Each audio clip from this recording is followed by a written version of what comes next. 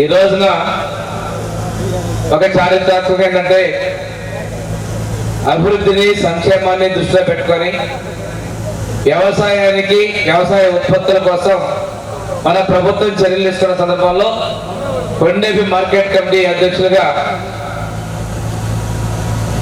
కన్నా తిరుపతమ్మ గారిని, అదేవిధంగా సభ్యులుగా మాతూరు వెంకటేశ్వరరావు గారిని, జగన్నాథ శ్రావణి గారిని, మల్లవరపు శ్రీదేవి గారిని, బోదాల ఏజోస్ గారిని, గొల్లపోతు నాగరాజు గారిని, షేక్ అబీబా గారిని, ఉన్నం బసవయ్య గారిని, సారెడ్డి సాయమ్మ గారిని, తోకల భారతి గారిని, కనపర్తి ఆదిలక్ష్మి గారిని, కుంచాల శ్రీని గారిని, చాగవరెడ్డి వెంకటేశ్వర గారిని, రంగనాయకులు గారిని, మండవ మల్లికార్జునరావు గారిని, అదే మిగిలిన అధికార సభ్యుల్ని ఈరోజు మార్కెట్ కమిటీగా నియమించినందుకు ముఖ్యమంత్రిగా ప్రీతమ ముఖ్యమంత్రి శ్రీ నారా చంద్రబాబు నాయుడు గారికి, అదేవిధంగా ఉప ముఖ్యమంత్రి పవన్ కళ్యాణ్ గారికి నేను ప్రత్యేకంగా ధన్యవాదాలు తెలియజేస్తా ఉన్నా. ఎన్నికల ముందు ఏదైతే చెప్పామో తెలుగుదేశం, జనసేన, బీజేపీల ఎన్డీఏ ప్రభుత్వం చెప్పిన హామీలన్నీ ముందుకు తీసుకెళ్తా ఉన్నాం. మన యువ నాయకులు యువగలం పేరుతో శ్రీ నారా లోకేష్ బాబు గారు రాష్ట్రమంతా తిరుగుతూ మన ప్రాంతాల్లో కూడా తిరిగినప్పుడు వారు ఇచ్చినటువంటి హామీలు కూడా ఒక్కటిగా అమలుపరుచుకుంటా వస్తున్నాం.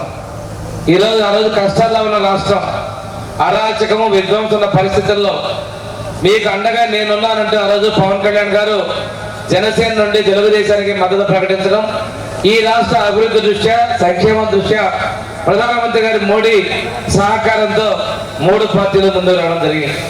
చెప్పిన ప్రతి హామీ ఇవ్వాలనే ఉద్దేశంతో తొలిసారిగా ఎన్టీఆర్ భరోసా పెన్షన్ 4,000, దివ్యాంగులకు 6,000, 10,000, 15,000 చొప్పున పెంచి అత్యధికంగా నెలకి 2,300 కోట్ల రూపాయలని ప్రతి నెల ఈ సామాజిక భద్రత పెన్షన్గా ఇస్తున్నటువంటి ప్రభుత్వం మన ఎన్డీఏ ప్రభుత్వాన్ని తెలియజేస్తా ఉన్నాం.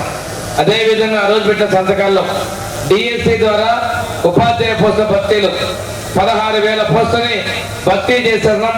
ఈ త్వరలోనే వాళ్ళందరికీ కూడా అపాయింట్మెంట్ ఆలోచించే విధంగా మన ప్రభుత్వం చర్యలు తీసుకున్నాం.